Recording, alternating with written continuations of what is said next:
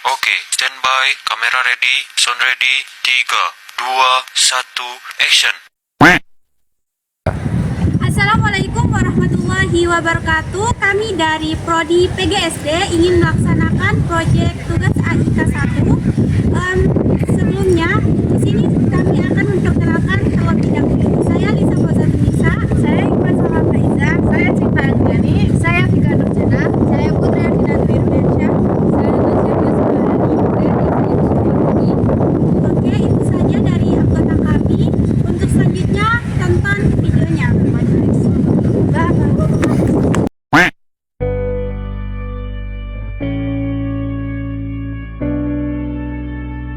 Nama Bapak Haris, berusia 50 tahun dan tinggal di Tambak Wedi. Saat ini beliau tidak memiliki pekerjaan tetap dan mencari rezeki dengan berkeliling.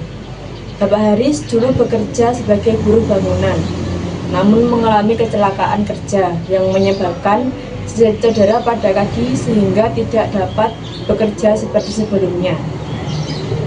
Istri beliau sedang menderita stroke dan membutuhkan perawatan di rumah.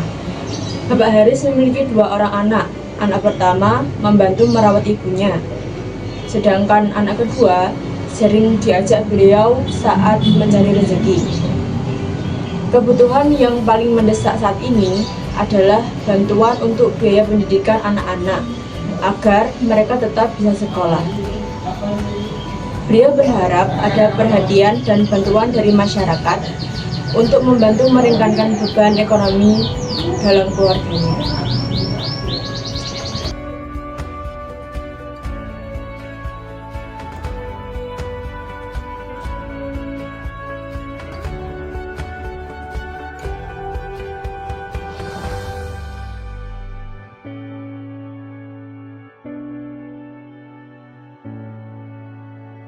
Beliau bernama Ibu Genia, pekerjaannya sebagai pemulung, bekerja sebagai pemulung selama bertahun-tahun dengan mengumpulkan barang bekas untuk dijual kepada pengepul. Nah, untuk penghasilan Ibu Genia tidak menentu, rata-rata sekitar 20.000 sampai 30.000 per hari, sehingga seringkali belum cukup untuk memenuhi kebutuhannya sehari-hari. Ibu Genia tinggal seorang diri dan tidak memiliki suami, anak maupun keluarga yang mendampinginya.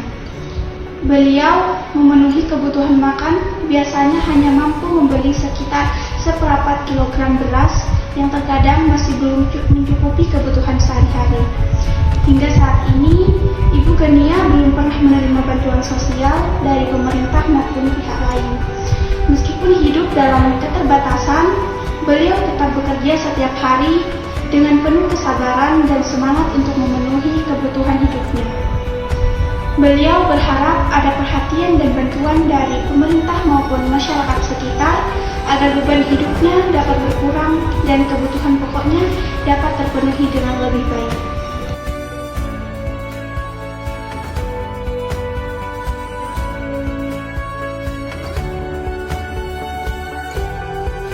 Bapak Tuman berusia 80 tahun, tinggal di Patria 3A.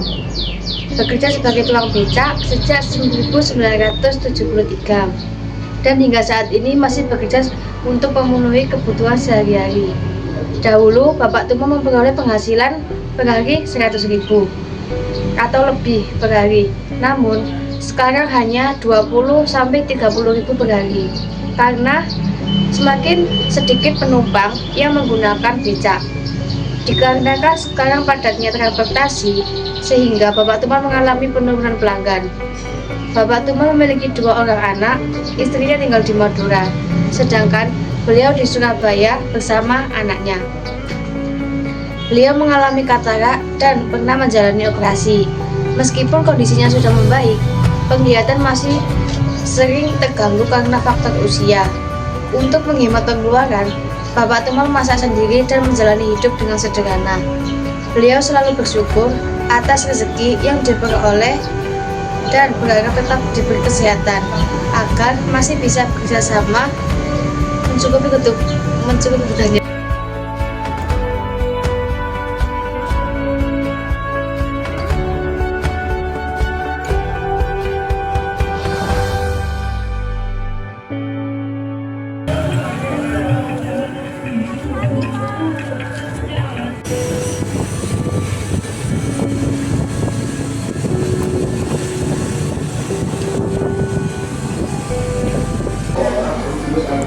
Nama Bapak Muda, usia 73 tahun, alamat Tenggumung Wetan, pekerjaan tukang becak.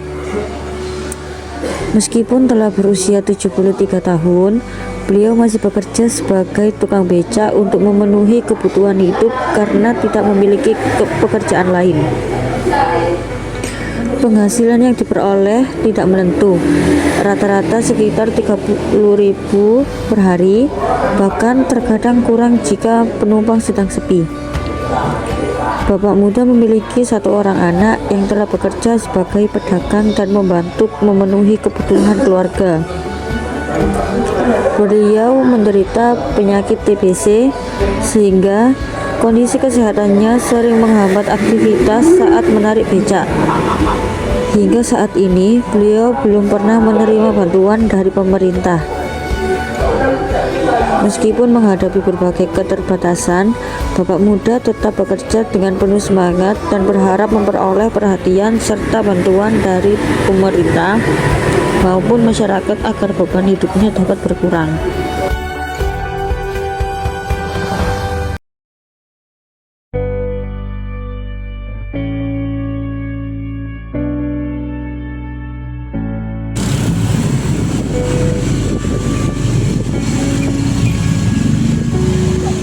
Bapak Marjoni berusia 73 tahun, berasal dari Madura.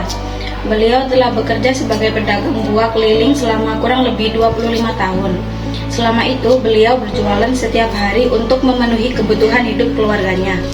Penghasilan yang diperoleh oleh beliau tidak tetap, rata-rata sekitar 60.000 sampai 80.000 per hari, tergantung banyaknya pembeli. Kendala yang dihadapi adalah beliau tidak memiliki sepeda motor sehingga harus membawa dagangan dengan cara sederhana yang cukup berat karena faktor usia. Meskipun usianya sudah lanjut dan memiliki keterbatasan, beliau tetap bekerja dengan semangat dan tidak mudah menyerah.